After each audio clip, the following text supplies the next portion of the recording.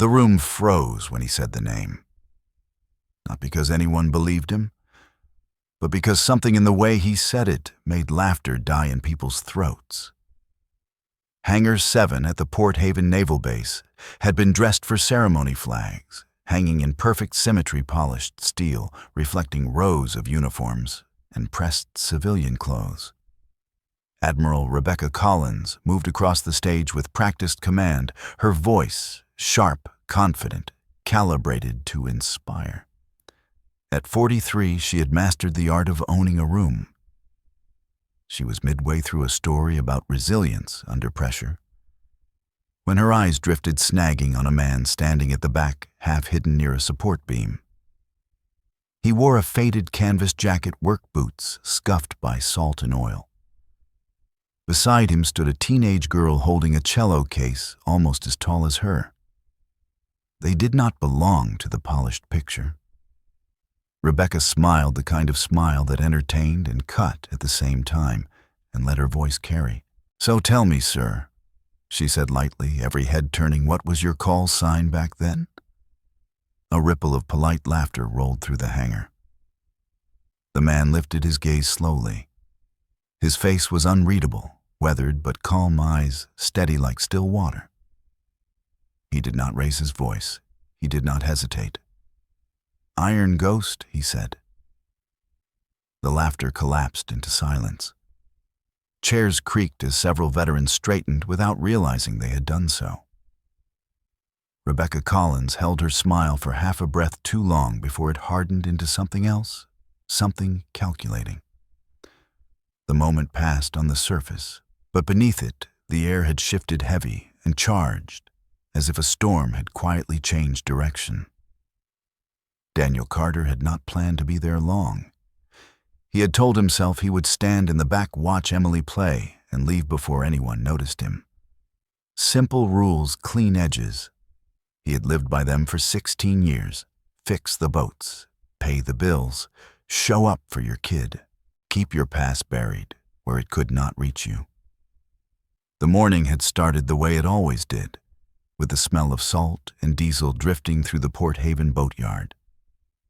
Daniel's hands moved over an engine block, with practiced precision Torx wrench clicking softly, each motion economical, exact. His hands told a different story than his life did now. Scarred knuckles, old burns, muscle memory that did not fade just because he asked it to. Inside the small office by the dock, a folded flag rested on a high shelf beside a dented metal box. He never looked at it for long. Some things only survived if you did not stare at them. Emily appeared in the doorway, holding 2 coffee mugs, one overloaded with sugar, the other black. 16 years old, tall, composed in a way that came from growing up faster than she should have. They did not talk much in the mornings. They did not need to. She set his mug down and slid a permission slip across the workbench. The school orchestra had been invited to perform at the naval base as part of a fundraiser. The music program needed help. Daniel's eyes caught on the words naval base and stayed there for a fraction of a second too long. Then he picked up a pen and signed. For her, he told himself. Just for her. He remembered thinking the decision felt clean. It rarely was. By the time the school bus rolled through the base checkpoint, Daniel had already mapped the area without meaning to. Entry points, lines of sight, the way the guards stood. He coached the other parents through the process, with an ease that raised eyebrows. Emily noticed but did not comment. She was used to noticing things and storing them quietly. Inside Hangar 7, the space had been transformed into an exhibition hall. Sanitized photographs of naval operations lined the walls. Words like honor, sacrifice, teamwork printed neatly beside images that showed none of the blood or noise or fear. Daniel stayed near the back, his shoulders, angled eyes always moving. He could feel the place pressing against memories he had spent years locking down. When Emily stepped onto the small stage and lifted her cello, The room changed again. She played with focus the bow, steady the sound full and aching. Daniel watched from the shadows, something tightening in his chest. This was the part of his life that mattered now. This was what he had kept himself intact for. Admiral Collins entered through a side door with her aides, her presence rippling through the crowd like a tide. She listened to the music with a composed expression, applause measured professional. Afterward, she moved through the room, shaking hands, asking questions that sounded personal, but were carefully controlled. When she reached Daniel, her gaze sharpened. "You served, didn't you?" she said casually. Daniel gave a small nod. "Long time ago." She smiled again, but this time there was an edge. "Let me guess. Motor pool. Supply." Someone chuckled. Daniel's jaw tightened for a heartbeat before he smoothed it away. Emily's fingers curled around the handle of her cello case. Rebecca leaned in slightly, playing to the crowd. "Come on, hero. Don't be shy." "What was your call sign, Iron Ghost?" Now, standing in the echo of that answer, Daniel felt the weight of every pair of eyes in the room. He did not look at Rebecca Collins again. He did not need to. He had seen the flicker in her eyes, the way her confidence recalibrated fast and sharp. She knew the name. She knew exactly what it meant. Emily looked up at him as if seeing him for the first time. The man who fixed engines and packed her lunch and taught her to breathe through stage fright suddenly felt larger, stranger. Not different. Deeper. Rebecca recovered, of course. She always did. She thanked him for his service, the words polished and correct. But they landed wrong. Around them, junior officers shifted subtly, instinctively. The room had rearranged itself without permission. Daniel knew this moment would not stay contained. Names like that never did. He had spent years ensuring it would never surface again. But standing there with his daughter beside him and his past no longer willing to stay silent, he understood something else too. This was not about him anymore. And whatever came next, it was already in motion. By the time the applause faded and people began drifting toward the exits, Daniel Carter already felt the familiar tightening behind his eyes. The kind that meant his instincts were waking up after years of enforced sleep. He kept his posture loose, unthreatening the way he had learned to exist in public spaces without leaving a mark. Emily stayed close to him, her cello case held like an anchor, her senses sharper than she let on. Across the hangar, Admiral Rebecca Collins laughed with a group of donors, her voice steady, her gestures confident. But her eyes betrayed her. They kept returning to Daniel, not with curiosity, but with calculation.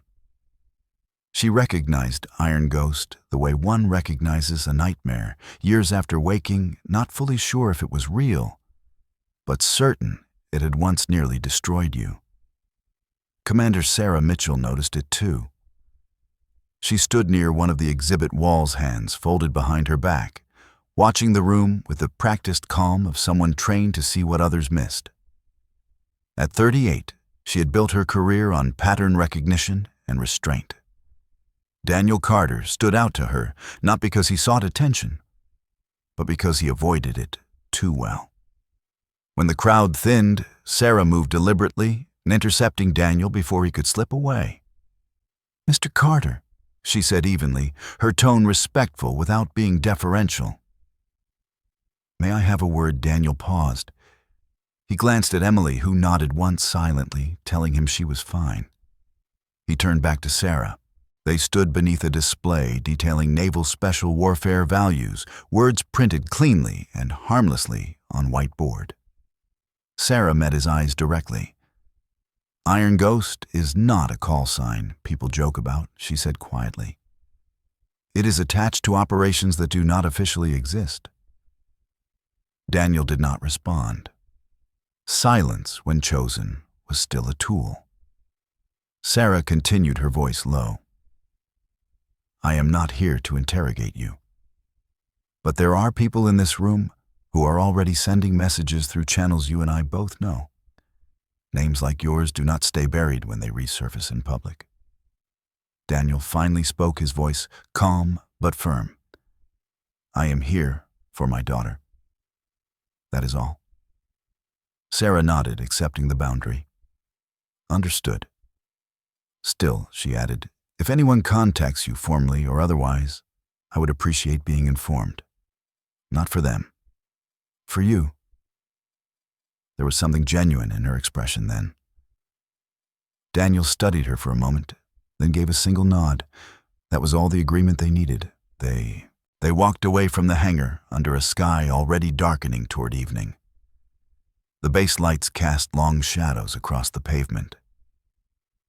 Emily exhaled as soon as they cleared the main doors.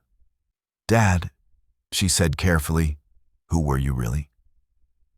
Daniel did not answer right away. Some questions deserved space before answers. That night, back at the small house beside the boatyard, the wind rattled the windows softly. Daniel cooked dinner the way he always did, efficiently, without wasted movement. Emily watched him from the table, studying the man she had known her entire life, and realizing how much she had never seen.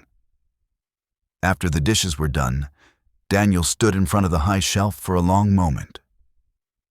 The metal box waited where it always had. Emily did not speak. She sensed that whatever came next could not be rushed. Finally, Daniel reached up and pulled it down, the weight heavier than it should have been. He placed it on the table between them and sat. Inside lay the folded flag edges, crisp despite the years, a worn challenge coin, and a photograph with faces deliberately blurred. Emily stared at the contents, her throat tight. Daniel rested his hands flat on the table.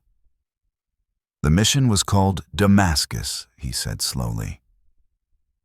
It was supposed to be simple. He spoke without drama, without embellishment. They were sent in for a high-value target. Intelligence said low resistance. Quick insertion, quick extraction. But the intelligence was wrong. Inside the compound, they found 4 hostages. 3 were children. The orders were clear. Abort and wait for reassessment. Daniel swallowed once before continuing. He made a different call. They took the kids. The exfiltration route was compromised. It was not random. It was a kill zone. 3 men died getting those children out. Good men. Emily listened frozen, her hands clenched in her lap. The official report blamed the team, reckless leadership, poor judgment, convenient words that hid a deeper truth. Someone up the chain had known. Someone had let them walk into it. Daniel's voice stayed level, but something dark flickered beneath it. Admiral Collins had been coordinating the operation from command. Young, ambitious, protected. Emily felt the room tilt slightly. The woman from the hangar, polished and admired, suddenly looked different in her mind. When Daniel finished, the silence between them was heavy but steady. Emily stood and wrapped her arms around him, holding on as if afraid he might vanish. You saved them, she whispered. Daniel rested his chin against her hair. I lost others. 3 days later, the investigators arrived. They did not come in uniform. They did not come loudly. NCIS and the Inspector General's office met Daniel at the boatyard, away from his home, away from Emily.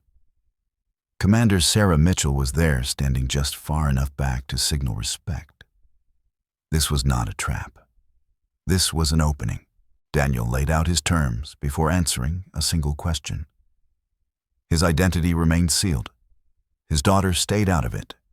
His current life remained untouched. After a brief exchange of looks, they agreed. Over 6 hours, Daniel walked them through Damascus in precise detail. Layouts, timelines, decisions, losses. The investigators cross-referenced everything with satellite data communications logs and testimony collected over years, but never properly connected. Patterns emerged. The abort order had been issued too early. Radio gaps suggested managed silence. Enemy positioning matched classified routes discussed only in secure briefings. Within 48 hours, Admiral Rebecca Collins was placed on administrative leave pending review. No charges, no statements. Just enough to let the machinery begin turning. At school, Emily noticed teachers looking at her differently. Whispers followed her through hallways. She retreated into the music room, letting her cello speak where she could not. Daniel felt the old reflexes returning. He checked locks, changed routines, watched reflections in windows. The ghost had never truly left. It had only been waiting. One evening, Sarah Mitchell returned to the boatyard alone, carrying coffee and news. "They have enough," she said. "Not just to reopen the case. To correct the record." Daniel stared out over the harbor, the water dark and restless. Correction did not bring back the dead, but it mattered. Somewhere deep inside, something shifted. Not relief. Not yet. But the sense that the silence he had carried for 16 years was finally cracking. And once cracked, it would not close again. The first crack in Daniel Carter's carefully rebuilt life came quietly, not with sirens or headlines, but with a phone call that ended too quickly. He stood alone at the edge of the boatyard, the salt air sharp in his lungs, staring at his silent phone long after the screen went dark. Someone had called from a blocked number, said nothing, then hung up. It was not a threat. It was something worse. It was confirmation that his name was moving again, passed hand to hand through places he had spent years avoiding. At home, Emily pretended not to notice the change in him, but she felt it. Her father moved differently now, more alert, more distant. He listened harder, paused longer, as if weighing every sound before allowing it to exist. She found herself studying his back when he thought she wasn't looking, realizing that the quiet man who packed her lunches carried himself like someone trained to survive pressure most people never touched. At school, the attention sharpened. A guidance counselor asked if everything was all right at home. A history teacher lingered after class, searching her face for answers Emily did not offer. She retreated into music, spending hours alone in the auditorium bow, moving across strings until her fingers burned. Music was structure. Music made sense. Unlike the sudden realization that her life had been built on a story that was incomplete. Daniel tried to keep her insulated. He failed. The world had a way of finding the cracks. One afternoon, as they ate dinner in silence, Emily finally spoke. "You knew this would happen, didn't you?" she asked, not accusing, just steady. Daniel did not deny it. He nodded once. I hoped it wouldn't. Hope, she realized, had never been part of his strategy. It had simply been a luxury he allowed himself for her sake. The investigation moved faster than either of them expected. Quietly, but decisively. Files reopened. Names re-examined. Daniel was called in twice more than each time asked to clarify details he had already lived through in his sleep for years. He answered because he had agreed to, because truth demanded consistency. Each session left him hollowed-out memories pulled to the surface like shrapnel. Commander Sarah Mitchell remained his point of contact. She never wasted words, never softened reality. One evening, she told him they had contacted surviving members of his old team. Daniel closed his eyes briefly when he heard that. Those men had rebuilt their lives on versions of the same lie he had. Some carried shame that was never theirs. Some carried anger that had nowhere to land. Reopening Damascus meant reopening all of that. The first of them arrived without warning on a Saturday morning. Daniel saw the man through the office window before he recognized him consciously. The gait, the posture, the way he waited just outside the fence, giving space. Weston Hale. Older now, leaner, a carbon fiber prosthetic where his left leg used to be.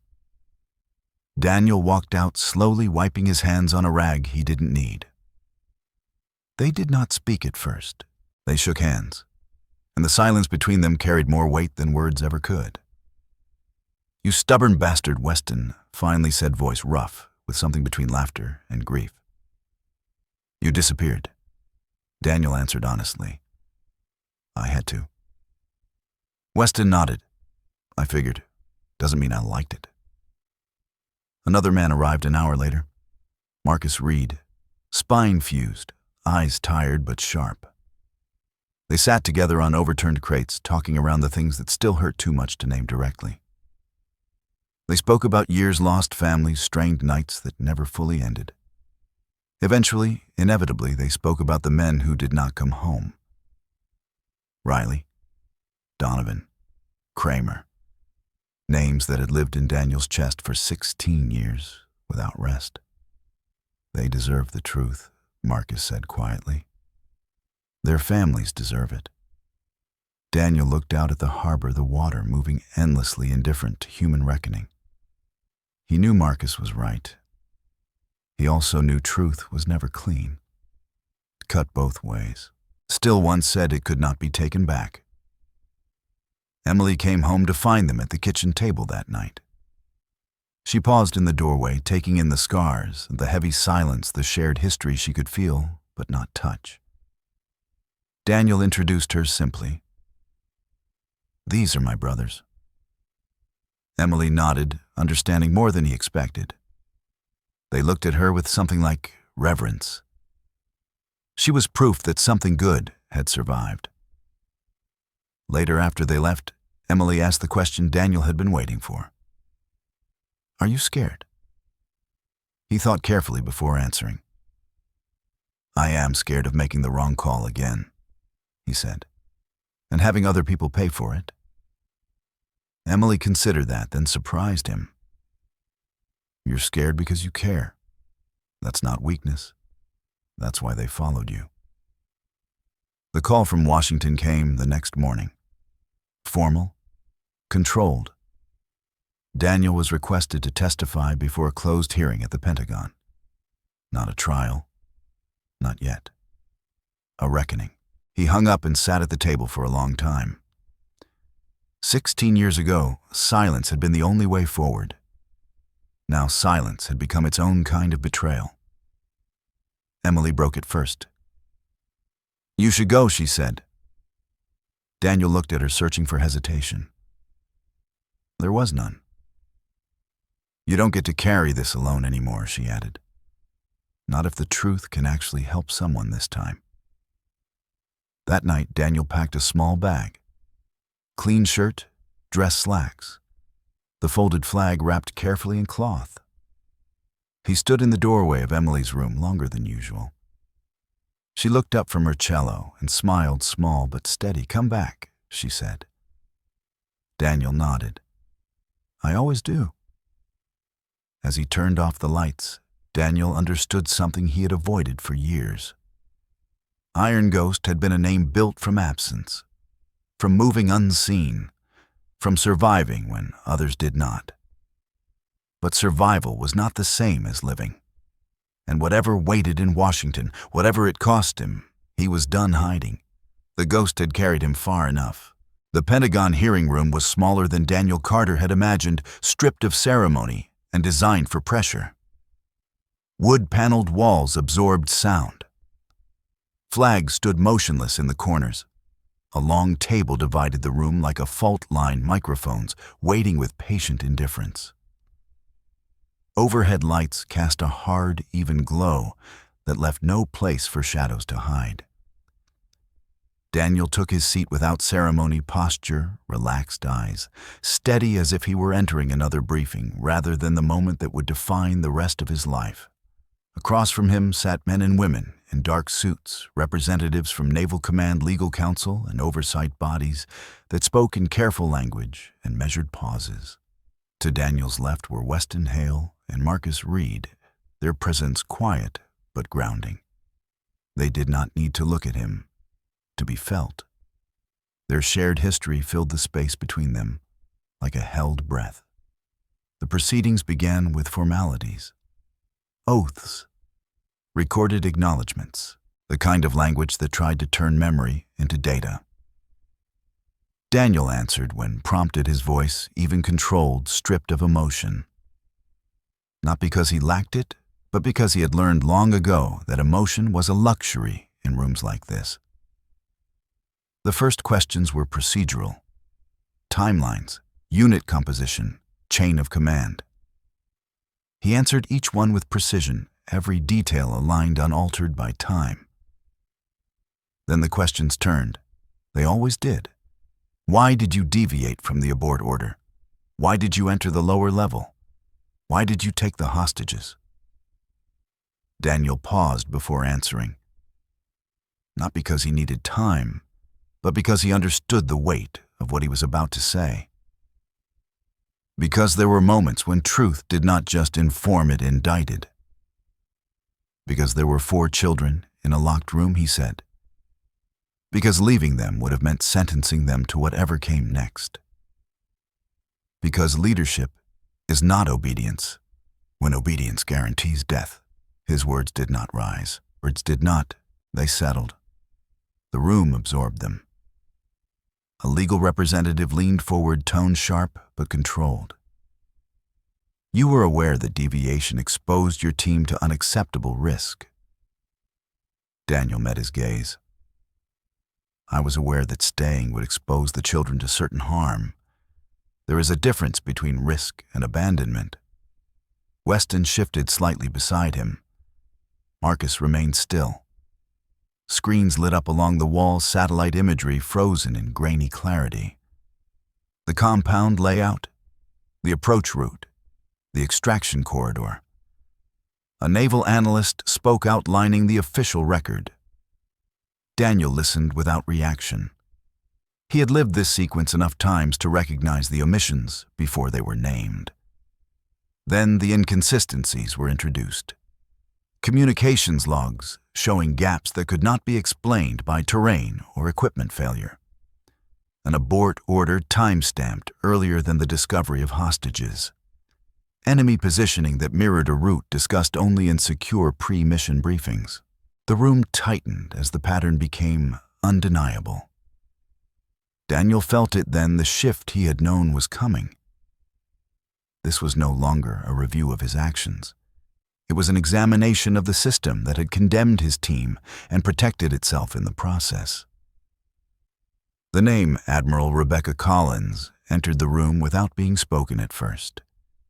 It lived in the phrasing, in the careful references to command authority, in the acknowledgement of a coordinating officer with real-time access to evolving intelligence. Daniel did not volunteer her name. He did not need to. It surfaced on its own, carried by evidence that no longer asked permission. When he was asked directly about her role, Daniel answered plainly. She was the mission coordinator. She had access to updated surveillance feeds. She had authority to delay or redirect. She chose not to. Silence followed, heavy and unyielding. A representative from the Inspector General's office broke it. Are you suggesting deliberate negligence? Daniel shook his head once. I am stating that critical information was available and not acted upon. The reason for that decision is not mine to assign. The consequences are. At the recess, Daniel stepped into the hallway and stood by a window overlooking the Potomac. The river moved steadily, indifferent to human reckoning. Commander Sarah Mitchell approached quietly, offering him a bottle of water. It is going as expected, she said. He accepted the bottle but did not open it. Expected does not mean easy. When they reconvened, the tone had changed. The questions sharpened. The legal defenses thinned. The evidence, once fragmented, now formed a structure that could no longer support the official narrative. The Secretary of the Navy entered late, sat without announcement, and listened without interruption. The statement that followed was brief and devastating in its restraint. Failures in command oversight were acknowledged. The record would be corrected. The actions of the team would be reclassified. Citations previously withheld would be awarded. Accountability would extend beyond the operational level. The families were brought in quietly. Mothers, siblings, a widow whose hands shook as she folded them in her lap. They listened as names were read. Riley, Donovan, Kramer, men whose deaths had been framed as the cost of poor judgment were finally recognized for what they were. Sacrifice under impossible circumstances. Daniel did not look away. He did not allow himself the distance he had once relied on. When Riley's mother stood tears unchecked, he stood too, offering his shoulder without words. Her grief did not accuse him. It released him. Then Emily entered the room. No announcement preceded her. She walked to the center with her cello face composed and shoulders squared. She met Daniel's eyes for a fraction of a second before turning to the room. She sat, adjusted her bow, and began to play. The adagio unfolded slowly, each note deliberate, carrying sorrow without drowning in it.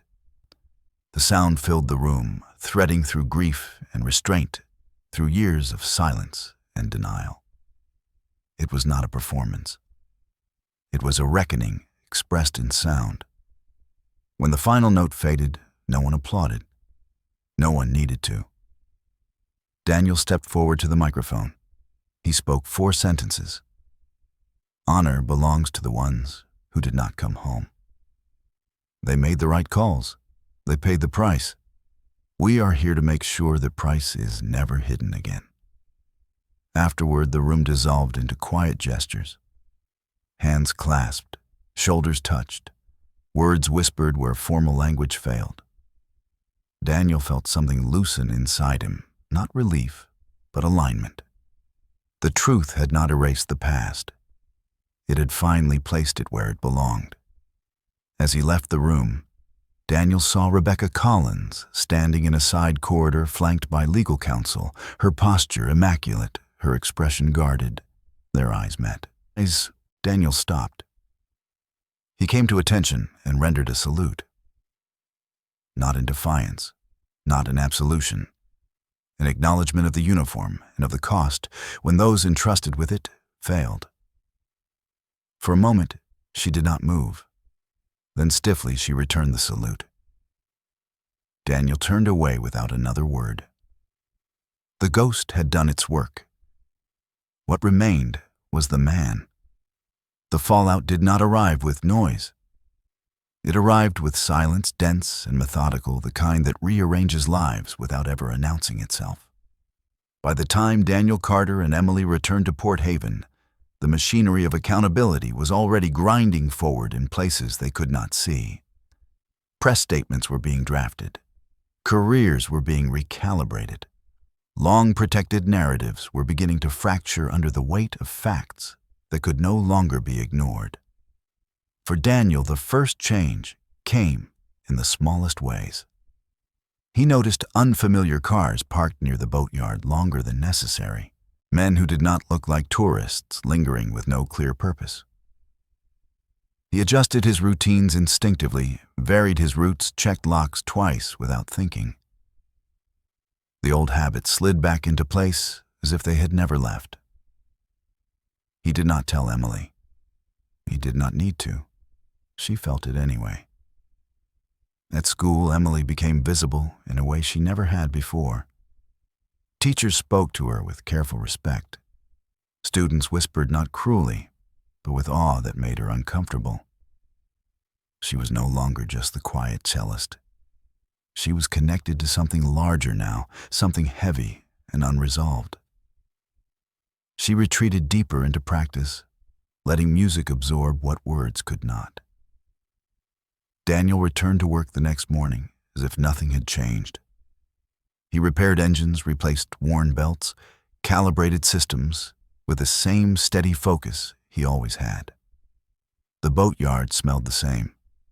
Salt, oil, rust. It was grounding. It reminded him that life continued, even when the past demanded attention. Commander Sarah Mitchell called 2 days later. Admiral Collins has been formally relieved of operational duties, she said, without preamble. An expanded investigation is underway. Daniel absorbed the information without reaction. Accountability had never been his goal. Truth had been. What came after was the system's responsibility, not his. Still, the consequences rippled outward. The naval base announced a substantial endowment for arts education in Port Haven, framed publicly as community outreach. Daniel understood the language well enough to recognize penance when he saw it. Emily's music program was saved. Instruments were upgraded. Scholarships appeared where there had been none. It felt wrong and necessary at the same time. The next call surprised him more. Weston Hale asked if he could stop by. He did not say why. Daniel agreed without hesitation. When Weston arrived, he was not alone. Marcus Reed followed, moving carefully, pain etched into the lines of his face. They stood together at the edge of the boatyard, 3 men bound by a past that refused to stay buried. They talked for hours.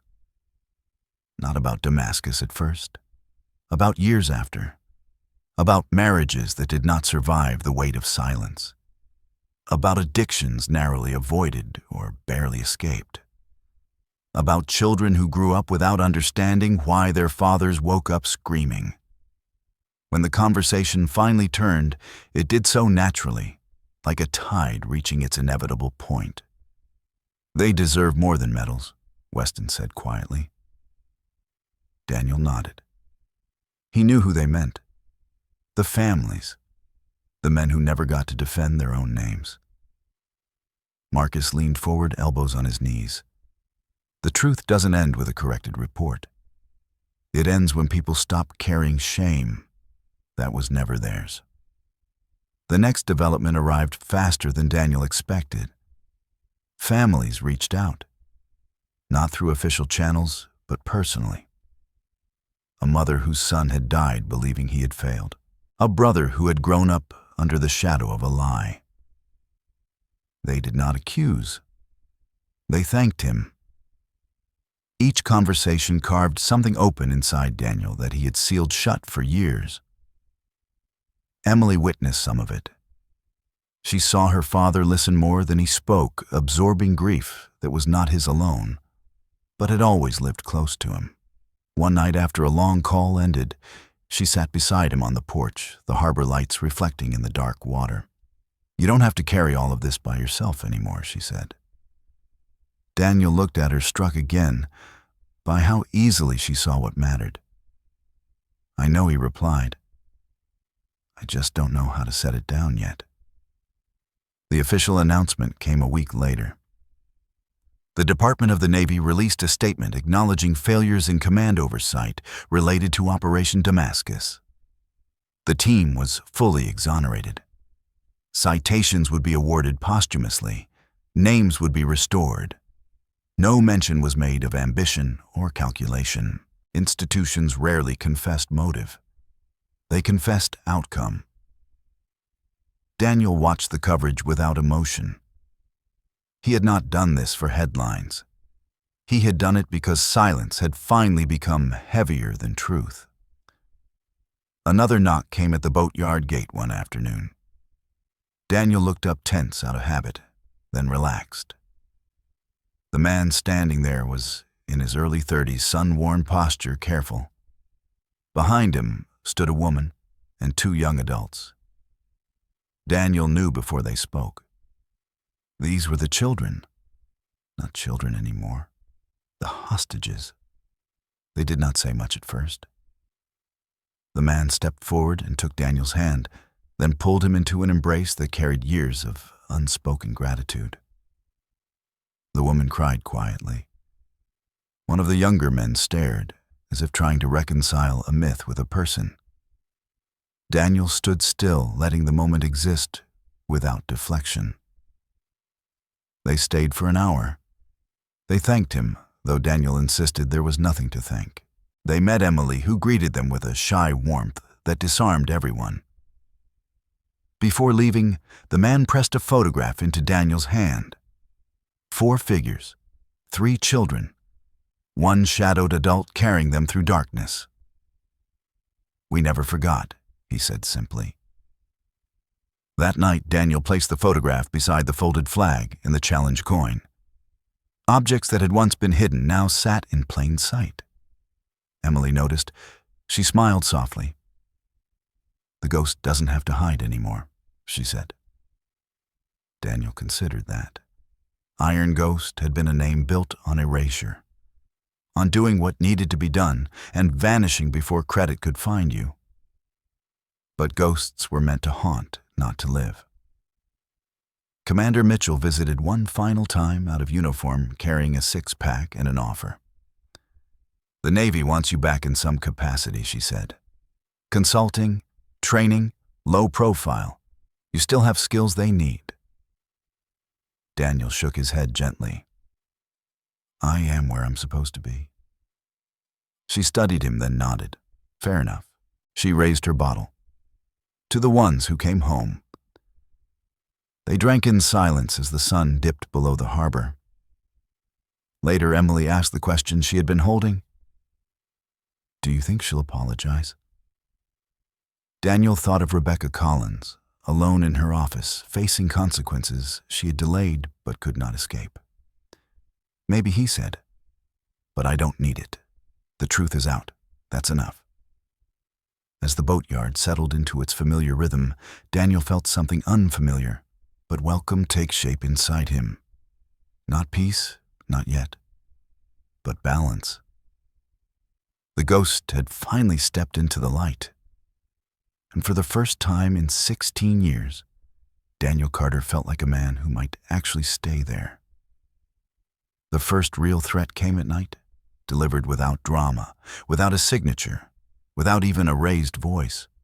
Daniel Carter answered his phone at 2 a.m. out of habit, more than intention. The number was blocked. The voice on the other end was distorted, filtered through something mechanical and deliberate. "You have a daughter," it said calmly. "You should think about her." Then the line went dead. Daniel did not move for a long time. He sat at the kitchen table with the phone still in his hand, listening to the hum of the refrigerator and the distant slap of water against the docks. Threats were rarely about what was said. They were about what was implied. Someone had decided silence was no longer enough. He did not wake Emily. He did not panic. Panic was loud. Instead, he opened a notebook he had not touched in years and began to write. Schedules, sight lines, evacuation routes, contacts he hoped he would never need again. The movements came back with frightening ease, as natural as breathing. When dawn broke over Port Haven, Daniel felt the familiar mix of resentment and gratitude. He hated how easily the old instincts returned. He trusted them with his life. Emily noticed the change that morning. He was quieter, more focused, his gaze lingering on reflections and windows longer than usual. She did not press him. She poured her juice, sat across from him, and ate in silence that felt practiced and safe. When she left for school, she hugged him longer than usual. Daniel closed his eyes for a second after she stepped away. Commander Sarah Mitchell called before noon. "We intercepted chatter last night," she said without preamble. "Nothing specific, but enough to suggest pressure tactics." Daniel listened carefully. "They're trying to scare you into stepping back." Daniel's answer was immediate. "It won't work." Sarah did not argue. She only said, "Be careful anyway." The call that followed mattered more. The Department of Defense requested Daniel's presence in Washington again. This time, it would not be a closed hearing. It would be testimony under oath with congressional oversight and public record implications. The word accountability had finally climbed high enough to threaten people who did not like being seen. Daniel ended the call and sat alone for a long moment. He had expected this. Still, expectation did not make it lighter. Going back meant exposure. It meant drawing lines he could not erase. It meant risking the fragile normalcy he had built for Emily piece by piece. That evening, he told her. They sat on the edge of the dock feet, dangling over dark water, the harbor lights shimmering like distant stars. Daniel explained the request plainly, without heroics. Emily listened, her face serious, older than her years. When he finished, she surprised him again. "You should go," she said. Not softly, not bravely, just certain.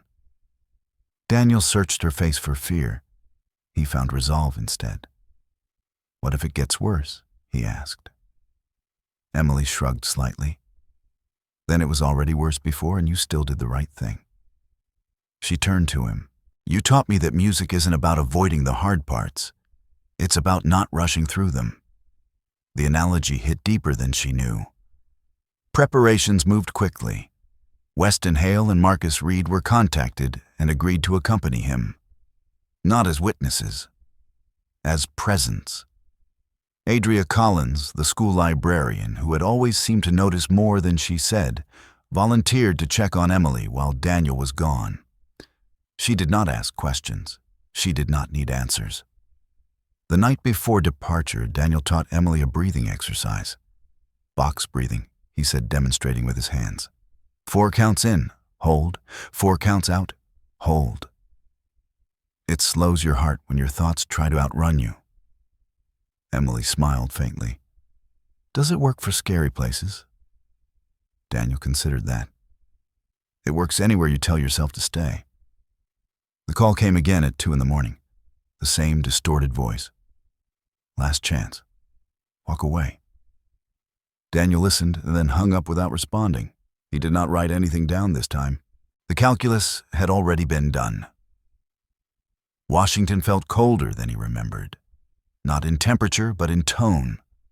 Stone buildings, guarded entrances, eyes that measured value before trust. Daniel walked into the hearing room, flanked by Weston and Marcus, shoulders squared, expression neutral. He had learned long ago that calm, unsettled people who expected fear. The questions came fast, about command failures, about authority, about the cost of speaking now instead of earlier. Daniel answered each one with the same discipline he had brought to the field. When asked why he stayed silent for 16 years, he did not deflect. "Because the system punished truth that didn't fit," he said. "Because I had a child to protect. Because silence seemed like the lesser harm until it wasn't." A senator leaned forward. "And now silence protects the wrong people," Daniel replied, "and costs the right ones." Behind the scenes, the pressure escalated. Motions filed, objections raised, attempts made to narrow the scope. But the evidence was already too complete, the testimony too consistent. The weight of years pressed down on the room. Back in Port Haven, Emily practiced alone in the auditorium, the space echoing with unfinished sound. She struggled through the hardest passage of the adagio, fingers slipping bow pressure uneven. Frustration welled up. She stopped, closed her eyes, and breathed. 4 in, hold, 4 out, hold. When she played again, the sound steadied. It filled the room with something deeper than precision. It carried intention. Daniel felt the shift before he was told. The tone of the room changed. The questions lost their edge. The resistance softened into procedure. By the time the hearing adjourned, the outcome was no longer in doubt. Full exoneration for the team. Formal censure for command decisions. Decorations approved. Records corrected. But Daniel did not feel triumph. He felt weight lifting slowly, unevenly, like a burden set down piece by piece. That night alone in a hotel room, he finally slept without dreams. The next morning, his phone buzzed with a message he did not expect. Rebecca Collins. No title, no formality. Just 2 words. Thank you. Daniel read it twice. He considered responding. Then he set the phone down. Some acknowledgments did not need conversation. Some truths, once spoken, stood on their own. When he returned to Port Haven, Emily was waiting at the dock. She ran to him without hesitation, cello case bouncing against her back. Daniel held her breathing in the familiar scent of home and salt air. "You did it," she said. "No," Daniel answered quietly. "We did." And for the first time since Damascus, the future did not feel like something to survive. It felt like something to step into. The official reckoning did not end in Washington. It followed Daniel Carter home, not as a spectacle, but as a slow realignment of truth and memory. In Port Haven, life resumed its familiar rhythms on the surface. Boats came and went with the tide. Engines roared, stalled, and roared again. The world did not pause just because history had been corrected. But underneath that normalcy, something fundamental had shifted. The first sign came with the mail. Letters handwritten, careful, addressed to Daniel in ink that trembled or pressed too hard into the paper. Families of Riley, Donovan, and Kramer wrote not to accuse, but to finally place their grief somewhere solid. They thanked him for speaking when their sons could not. They told him stories he had never known. Childhood memories, half-finished dreams. Daniel read every letter slowly, sometimes twice, and then placed them back in their envelopes as if they were fragile artifacts. Emily watched him from the doorway one evening as he folded one letter with particular care. She did not ask what it said. She did not need to. She had learned that some truths were absorbed through presence rather than explanation. When she sat beside him, Daniel rested his hand briefly on her shoulder. It was not reassurance he offered.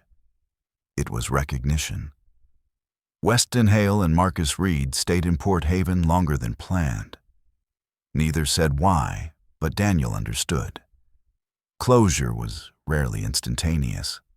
They spent mornings helping at the boatyard, their movements slower than they once had been, but no less precise. Customers noticed the change in atmosphere. There was laughter now. Quiet, dry humor shared between men who had survived the same fire and no longer needed to pretend otherwise. One afternoon, Marcus stood at the edge of the dock, staring out at the water. "Funny thing," he said, voice low. "I spent years thinking I was angry at command. Turns out I was angry at myself." Daniel joined him, gaze following the same horizon. "We all were," he replied. They stood there in silence, letting the admission exist without argument. The memorial ceremony was held 2 weeks later at the naval base, understated but deliberate. No cameras, no speeches designed for headlines, just families' uniforms, and names spoken clearly without qualifiers. Daniel stood with Emily beside him as the citations were read. When the medals were presented to the families, he felt the familiar tightening in his chest. But it did not collapse him this time. Grief and honor shared the same space without competing. Emily was invited to play again. She hesitated before agreeing, not because she was afraid, but because she understood the weight of the moment. On the day of the ceremony, she walked onto the small stage with her cello held steady against her side. She did not look for her father in the crowd.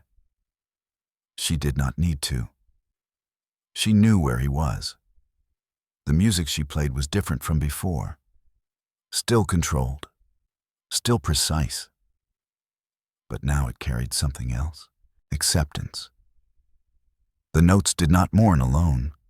They acknowledged survival. When she finished, the silence that followed felt complete rather than hollow. Daniel exhaled slowly, realizing he had been holding his breath without knowing it. Afterward, a man approached Daniel hesitantly. Older, civilian. He introduced himself as Riley's uncle. "We spent years believing he died because someone messed up," the man said. "Knowing the truth doesn't erase the loss, but it gives it a place to rest." Daniel nodded, his throat tight. That was enough. The final development came quietly, almost anticlimactically. Commander Sarah Mitchell visited the boatyard on a gray morning this time, without coffee, without small talk. She handed Daniel a thin folder. "The investigation is officially closed," she said. "Command decisions have been formally cited, records amended, no more reviews pending." She paused. "It's done." Daniel opened the folder and skimmed the contents. Official language. Clean conclusions. He closed it and handed it back to her. "Thank you," he said simply. Sarah studied him for a moment. "You know they will still talk about Iron Ghost for years." Daniel smiled faintly. "Let them. I am done being him."